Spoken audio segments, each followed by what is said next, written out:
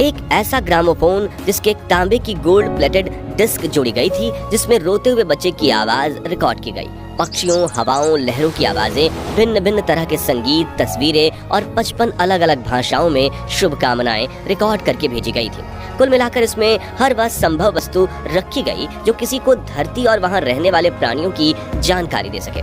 दोस्तों, हम इंसानों ने चांद पर कदम रख लिया है, स्पेस स्टेशन बना लिया है, मंगल ग्रह पर कॉलोनी बसाने की दिशा में काम कर रहे हैं। यहाँ तक कि सूरज, जिसके कोर का टेम्परेचर 1.5 करोड़ डिग्री सेल्सियस है, उसके करीब भी अपने पाका सोलर प्रोब नाम का एक स्पेसक्राफ्ट भेज चुके हैं। ऐसे में कहा जा सकता है कि हमने स्पेस को काफी कंट्रोल कर लिया है और उसके बारे में बहुत सारी जानकारी हासिल कर चुके हैं। लेकिन ये बिल्कुल गलत है, क्योंकि आपको जानकर हैरानी होगी कि इतने सालों में दुनिया भर की स्पेस एजेंसीज की लाखों कोशिशों के बावजूद भी हमने ब्रह्मांड का सिर्फ 4% हिस्सा ही एक्सप्लोर किया है।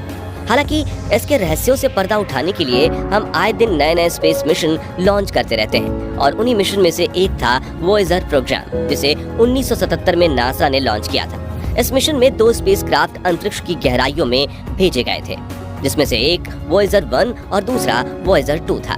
दोस्तों, ये स्पेसक्राफ्ट्स ने हमसे अरबों दूर मौजूद दुनिया की ऐसी ऐसी तस्वीरें भेजी जिसने साइंटिस्ट की नींद उड़ा दी। लेकिन सवाल ये है कि आखिर वॉयेजर ने ब्रह्मांड में ऐसा क्या देखा?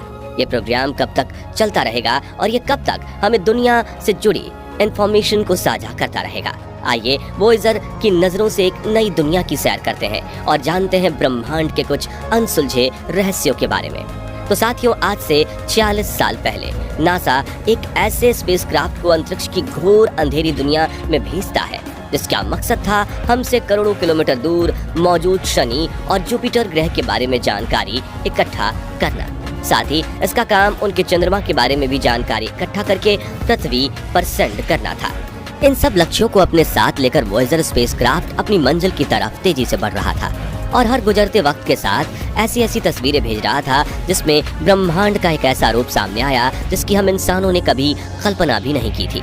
वॉयेजर स्पेसक्राफ्ट न सिर्फ दूसरी दुनिया के रहस्यों से पर्दा उठाने के लिए आगे बढ़ रहा था, बल्कि अपने साथ पृथ्वी से भी कुछ ऐसा ले जा रहा था जिससे एलियंस को हमारे बारे में संदेश मिल सके।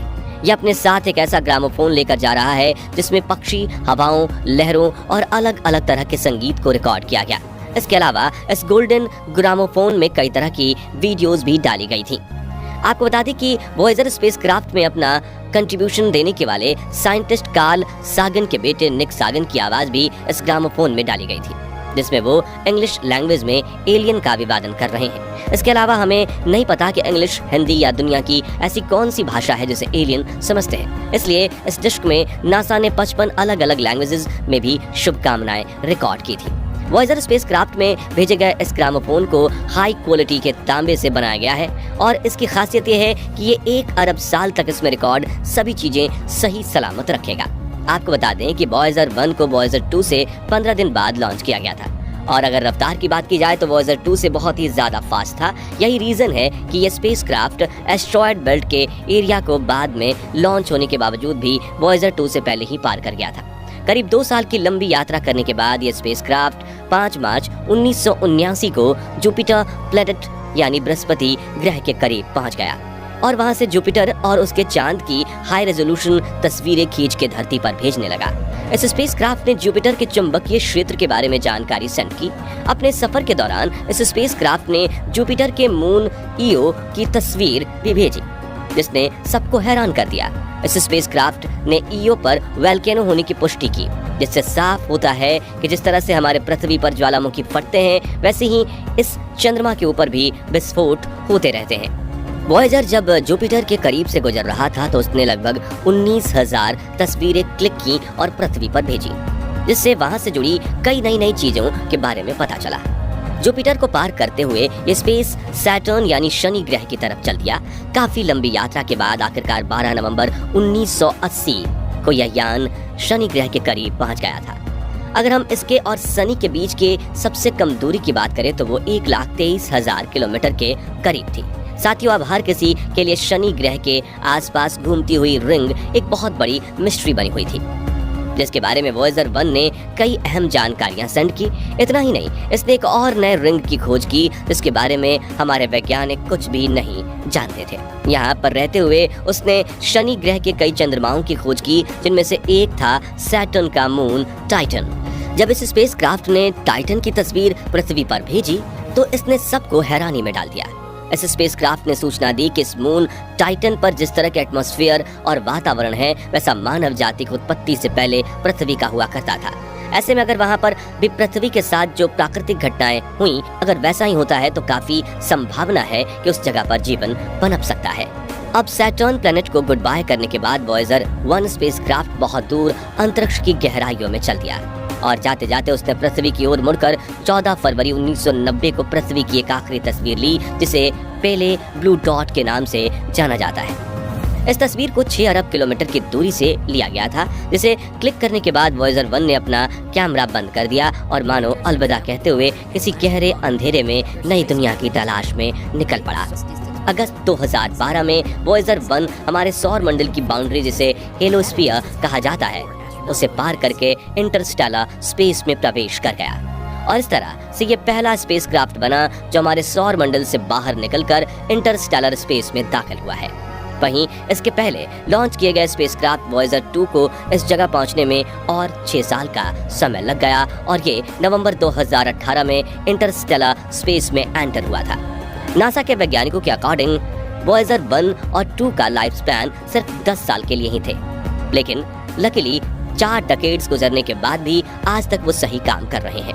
इंटरस्टेलर स्पेस में प्रवेश करने के बाद इसने काफी सारा डेटा पृथ्वी पर सेंड किया, जिसमें से एक बहुत डरावनी प्रतीत होने वाली आवाज थी। इसने और भी कई सारे साउंड रिकॉर्ड करके भेजे, जिसे ध्यान से सुनने पर हम जैसी आवाज सुनाई देती है। लेकिन आपको बता दें कि अब धीरे धीरे इन स्पेसक्राफ्ट के काम करने की ताकत कमजोर होती जा रही है और ये हमसे इतनी ज्यादा दूरी पर हैं कि उनके भेजे गए इंफॉर्मेशन को पृथ्वी पर रिसीव करने में बहुत कठिनाइयों का सामना करना पड़ता है। हालांकि नासा ने इन सिग्नल्स को जल्दी और आसानी से कैच करने के लिए पूरी दुनिया में जगह जगह सैटेलाइट डिश लगा रखी है। पृथ्वी से इन स्पेसक्राफ्ट को संपर्क करने के लिए यहाँ से लगभग 20 किलोवाट का सिग्नल भेजा जाता है, जिसे वॉयेजर तक पहुँचने में 20 घंटे से भी ज़्यादा का समय लग जाता है। इसके बाद यान का एंटेना उस सिग्नल को कैच करके वहाँ से भी 20 किलोवाट का सिग्नल पृथ्वी पर सेंड करता है, जो यहाँ तक पहुँचते पहुँचते बहुत ही वीक हो जाता है। ऐसे में जब पृथ्वी तक आता है तो उसे डिटेक्ट करना एक बहुत ही चुनौती भरा टास्क बन चुका होता है। जो वैज्ञानिक इस मिशन से जुड़े हुए हैं, उनका कहना है कि इस समय वॉयेजर एक ऐसी जगह पर मौजूद है जहां पर सर्द मौसम और अंधेरे के सिवा कुछ भी नहीं है। ऐसे में उसके खराब हो चुके टूल्स को बंद किया जा चुका है और इस सर्द जगह पर बिजली बचाकर उसे गर्म रखने की मदद की जा रही है। फिलहाल ये यान पृथ्वी से 159.756 एस्ट्रोनॉमिकल दूरी पर है। आपको बता दें कि एक एस्ट्रोनॉमिकल यूनिट में लगभग 15 करोड़ किलोमीटर होते हैं। इसी से आप अंदाजा लगा सकते हैं कि ये यान हमसे कितनी ज्यादा दूरी पर मौजूद है और ये दूरी हर एक सेकंड के साथ बढ़ती ही जा रही है। ऐसे में ये कहना मुश्किल है कि हम कब तक इस स्पेसक्राफ्ट से संपर्क बनाकर रख सकते हैं, क्योंकि इसमें लगी बैटरी भी अपने जीवन के आखिरी चरण में है। वैज्ञानिकों का मानना है कि जैसे जैसे वॉयेजर स्पेसक्राफ्ट हमसे दूर होता जा रहा है, हमें उससे संपर्क करने में उतना ही ज्यादा समय लग रहा है और हो सकता है कि 2025 तक इसकी बैटरी भी पावर सप्लाई करने लायक ना बचे। ऐसे में इसके उपकरण बंद हो सकते हैं और हमारा इन स्पेसक्राफ्ट से संपर्क टूट सकता है। तो जब ऐसा होगा तब हमें लगेगा कि मानो स्पेस की अंधेरी दुनिया में हमने अपने एक साथी को खो दिया। आज के लिए बस इतना ही। वीडियो अच्छी लगी हो तो इसे लाइक और शेयर जरूर करना और अगर आप चैनल पर नए हैं तो चैनल को सब्सक्राइब भी जरूर करें। मिलते हैं जल्दी ऐसी ही एक और वीडियो में, तब तक के लिए गुड।